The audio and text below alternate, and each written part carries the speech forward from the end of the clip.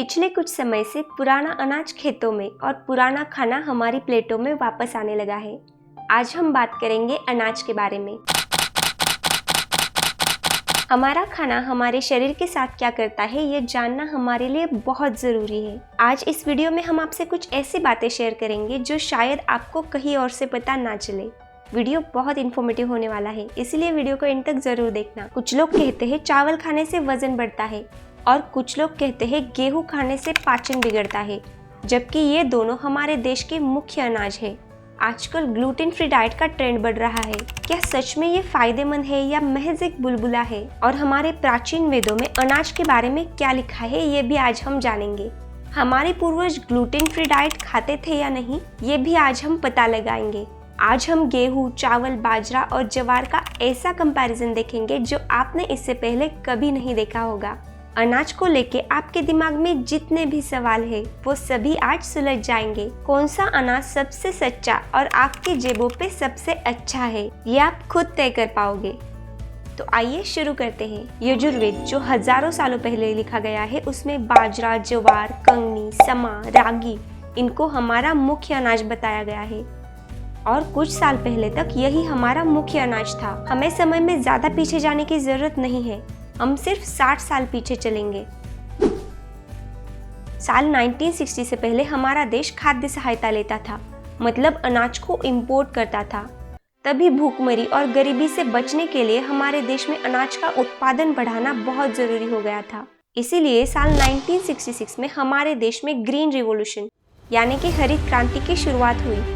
किसानों को गेहूं और चावल उगाने के लिए प्रेरित किया जाने लगा और नतीजा साल 1960 से लेके आज तक बाजरे का प्रोडक्शन सिर्फ 6% रह गया है।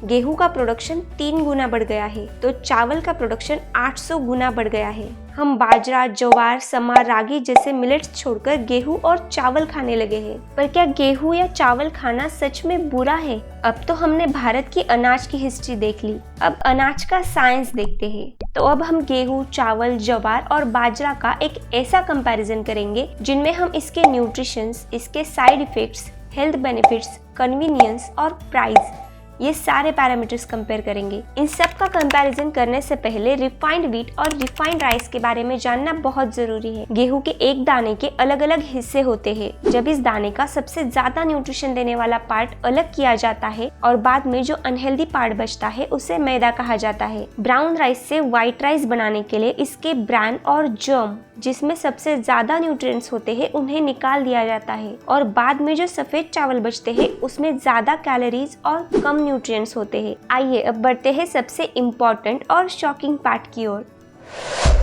बाजरा, ज्वार और चावल ग्लूटेन फ्री होते हैं, जबकि गेहूं में ग्लूटेन होता है। तो क्या अब ये ग्लूटेन बुरा होता है? ग्लूटेन एक ऐसा कंपोनेंट होता है जिसकी ना हमारे शरीर को जरूरत होती है ना ही ये हमारे शरीर में पच पाता है, जिसकी वजह से हमारे डाइजेस्टिव सिस्टम पे अननेसेसरी लोड आता है, जिसकी वजह से कई लोगों को ग्लूटेन सेंसिटिविटी या सीलियाक डिसीज होते हैं। इसमें ग्लूटेन वाला खाने से पेट में दर्द और एलर्जिक रिएक्शंस होते हैं। अगर आपको ग्लूटेन से कोई एलर्जी नहीं तो बेशक आपके पेट को रोटी से कोई प्रॉब्लम नहीं होगी। गेहूं से बनी चीजें खाने के बाद उसके मेटाबॉलिज्म के बीच ब्लड ग्लूकोज लेवल में एक स्पाइक आता है। चावल खाने के बाद भी ब्लड ग्लूकोज लेवल में ऐसा ही अनहेल्दी स्पाइक आता है, जिसकी वजह से डायबिटिक पेशेंट्स के लिए ये एक हेल्दी ऑप्शन नहीं है।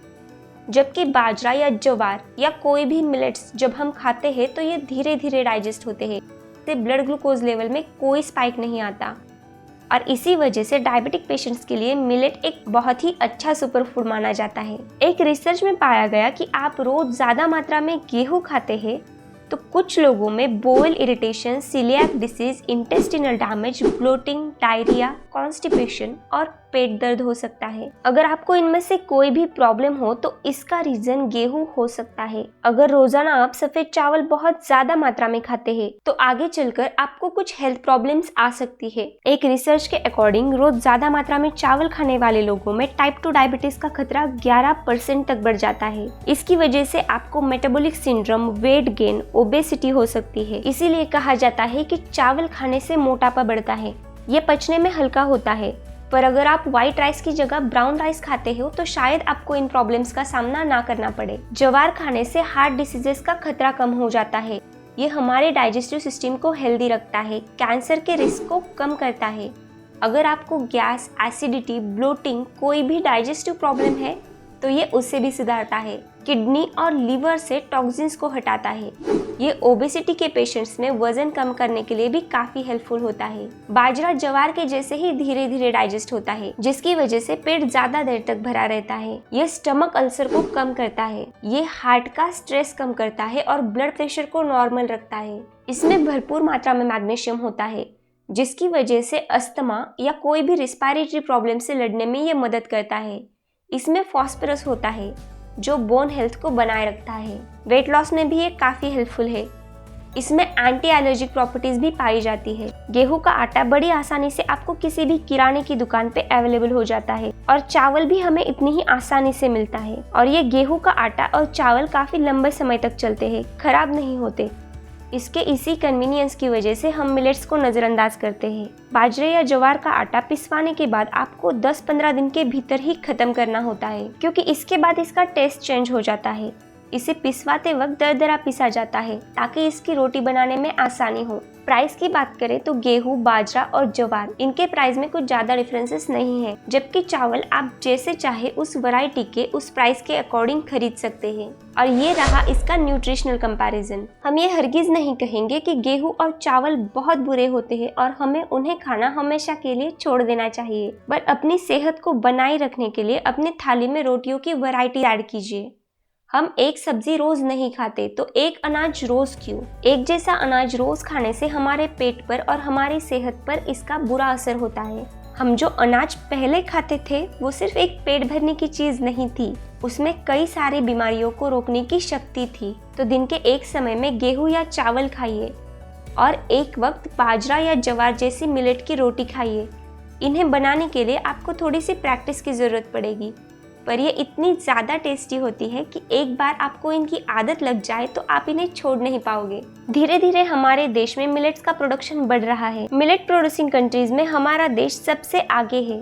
साल 2023 को इंटरनेशनल ईयर ऑफ मिलेट के रूप में पूरी दुनिया भर में मनाया जाएगा। मिलेट के फायदे पूरी दुनिया समझ रही है, इसीलिए ये सारी कंट्रीज हमारे देश से हर साल लाखों टन मिलेट्स इंपोर्ट करते हैं। तो आप इन्हें अपनी डाइट में कब से इंक्लूड कर रहे हैं, कमेंट में ज़रूर बताना। वीडियो इन्फॉर्मेटिव लगा हो तो लाइक कर देना और चैनल को सब्सक्राइब करना ताकि ऐसा इन्फॉर्मेटिव कंटेंट आपको मिलता रहे। Till then stay healthy, stay happy.